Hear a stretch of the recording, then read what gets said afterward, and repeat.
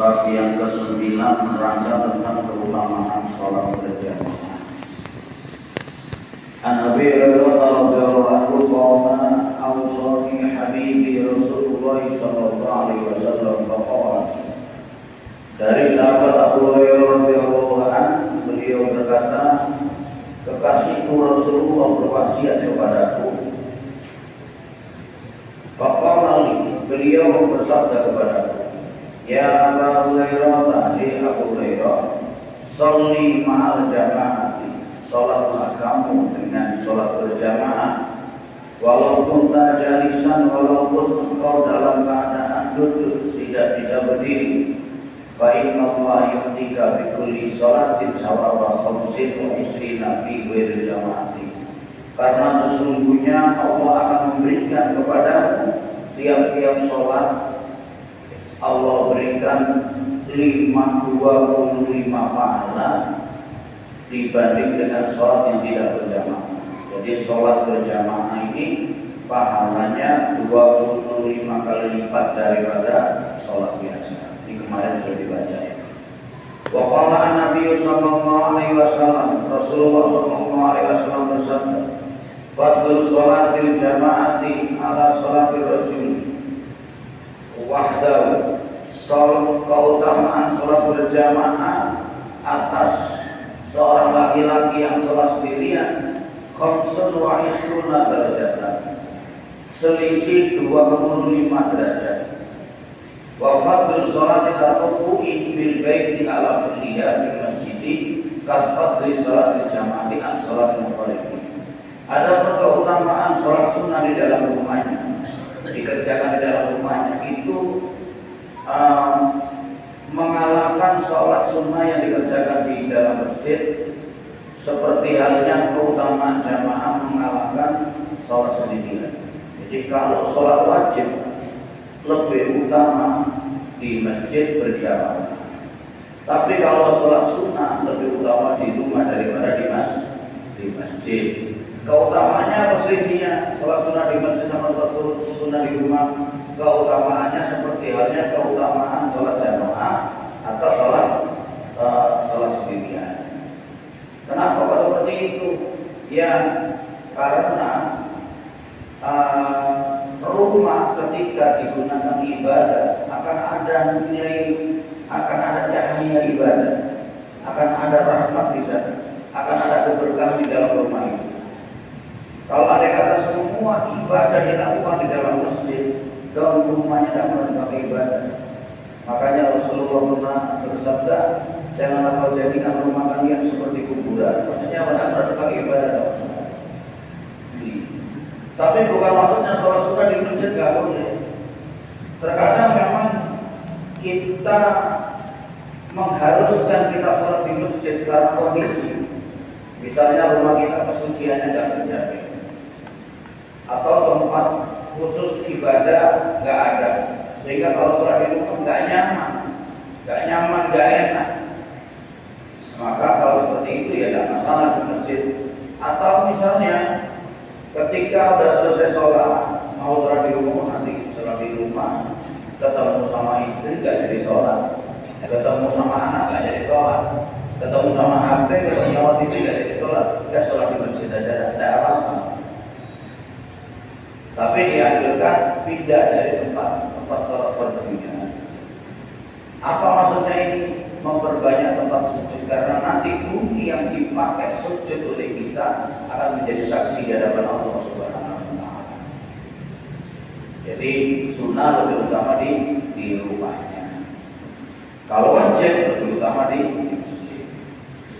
Wa qala sallallahu alaihi wasallam, Rasulullah sallallahu alaihi wasallam bersabda, sholatul jamaati taqdulu sholat fardin bisa wa istrina derajatan. Sholat jamaah ini mengumpuli keutamaannya daripada sholat sendiri dengan selisih 27 derajat. Tadi adanya 25, sekarang 27. Dan ini yang paling sering diajarkan oleh orang tua dulu. Kan ada sholawatan itu bahasa Jawa ya. Ganjaran ikut pitulikor serai seolah-olah ajaannya orang agar mau sholat berjamaah. Ini dalilnya. Nah, hadisnya sama-sama hadis sahih. Ya. Intinya sholat berjamaah itu lebih utama. Kalau di dalam kitab I'anah kalau dijelaskan 27 derajat itu perinciannya apa dijelaskan. Bukan semata-mata sholat berjamaah kemudian dapat 27 derajat, diperinci. Di sana ada misalnya dapat pahalanya mendengarkan azan, dapat pahalanya mendengarkan iqamah, dapat pahalanya berkumpul, dapat pahalanya sholat, dapat pahalanya mendengarkan Fatihahnya imam. Bacaan orang imam banyak sampai 27 macam ibadah yang tidak didapatkan di dalam rumah. Ya, kalau dilatih anak itu diterangkan dulu. Wa qala sallallahu alaihi wasallam Rasulullah sallallahu alaihi wasallam bersabda, "Afdalu sholawati Allahi ta'ala sholatu subhi yaumul jumu'ati bil jamaah." Kata Rasulullah sallallahu alaihi wasallam, paling utamanya sholat di Allah adalah sholat subuh pada hari Jumat dengan berjamaah. Sholat subuh pada hari Jumat. Dulu pertama kali GSP gerakan sholat subuh berjamaah itu hari Jumat. Tapi kemudian karena kondisi orang-orang yang aktor tidak bisa ngobrol besok GSP, maka dipindahlah hari Minggu. Ya seperti itu nggak apa-apa. Jangan kemudian ditanyakan mana dalilnya. Pernah nggak Nabi sholat jamaah keliling pada hari Minggu? Nggak ada dalilnya. Jadi nggak usah ditanyakan seperti itu. Ya sama dengan kegiatan-kegiatan kita ini. Ada nggak dalilnya Nabi pernah sholat berjamaah? Sholat berjamaah, ya seperti itu kan. Bagi orang yang awam kan bingung jawabnya, gimana jawabnya ini? Kalau jawabnya, Nabi tidak pernah ya, akhirnya ikut-ikutan. Padahal semua ada dasarnya, semua ada tuntunan. Dan kita mengambil hukum itu tidak hanya melihat zahirul hadis. Jadi istinbat hukum itu ada kalanya dari zahirul hadis atau zahirul dalil. Zahir dalilnya lafadznya, atau terkadang mengambil dari makna daripada hadis itu. Wa qala sallallahu alaihi wasallam, ini dijelaskan di dalam sananya, yang paling utama adalah sholat subuh pada hari Jumat. Summa sobaha wa yura. Kemudian sholat subuh di lain sholat Jumat. Jadi yang paling utama sholat subuh pada hari Jumat. Sholat berjamaah. Sholat berjamaah subuh pada hari Jumat. Yang kedua sholat berjamaah subuh di luar hari Jumat. Summa isya, summa asr. Kemudian sholat isya, kemudian sholat asar. Ini tingkatannya. Summa zuhur. Kemudian sholat zuhur.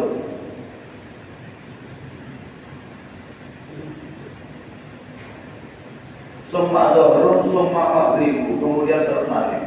Jadi mau sholat maghrib ini derajatnya paling bawah ini. Kenapa? Karena paling ringan menjalankan sholat maghrib. Makanya di mana-mana masjid jamaah paling dulu adalah sholat maghrib paling ringan. Ternyata derajatnya paling bawah daripada sholat yang lain. Wa ila mafadhalu jamaah sebagai farisya di an-nabi asyakku kada afada ala jismi. Kenapa sholat subuh kemudian sholat isya dikatakan paling utama? Ya karena sholat subuh dan sholat isya ini sholat yang paling berat.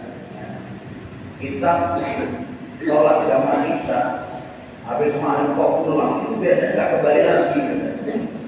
Kecuali kalau habis sholat maghrib di masjid sambil ngaji, zikir, sambil ngobrol, sambil ngopi, sambil lagi ngopi, apa ya? Itu pasti dengar ada isya pasti sholat. Masa ada di masjid dan sholat? Tapi kalau sudah pulang, lain. Sudah pulang, dengar azan, istri nempel-nempel, ada lain. Soal sini aja biar cepetan, misalnya. Nggak bisa, agak berat gitu.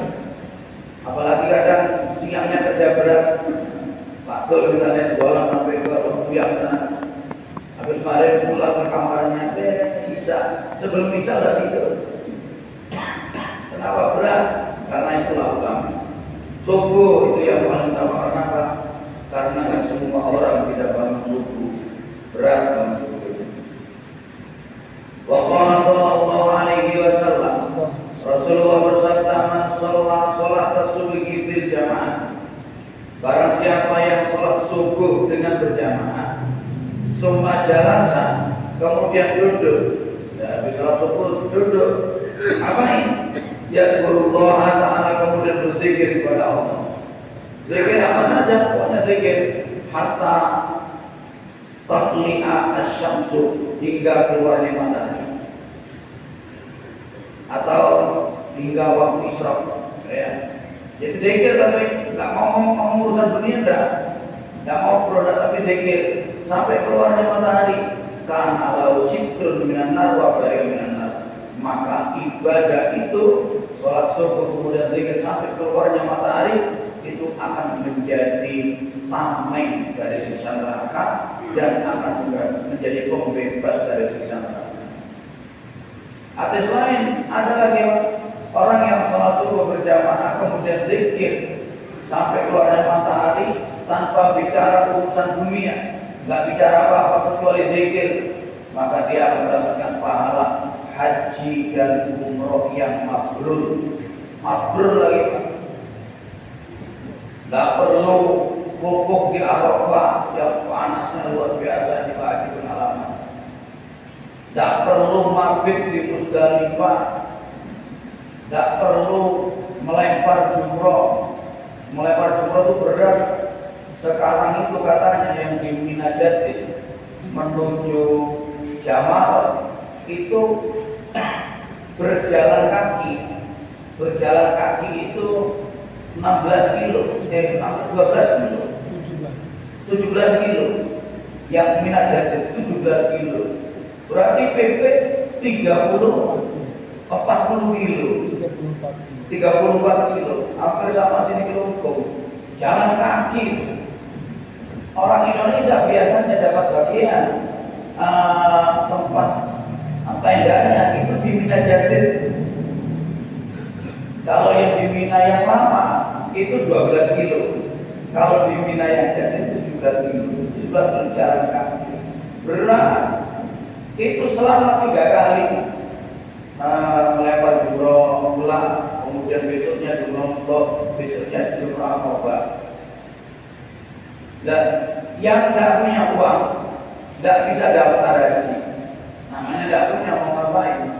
Kalau memang syaratnya kewajiban, syarat wajibnya haji itu adalah istiqomah mampu, maka zikir, sholat subuh berjamaah, zikir sampai keluarnya matahari, tidak ngomong apa-apa, tidak ngomong urusan dunia, pokoknya zikir, dapat pahala haji dan umroh yang mabrur. Mabrur lagi.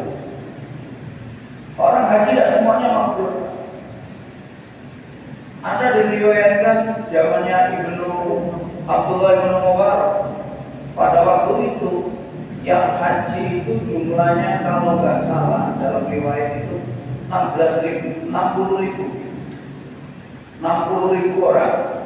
Zaman itu 60.000 udah full dah. Sekarang dari Indonesia aja ada ratusan ribu, 60.000 orang.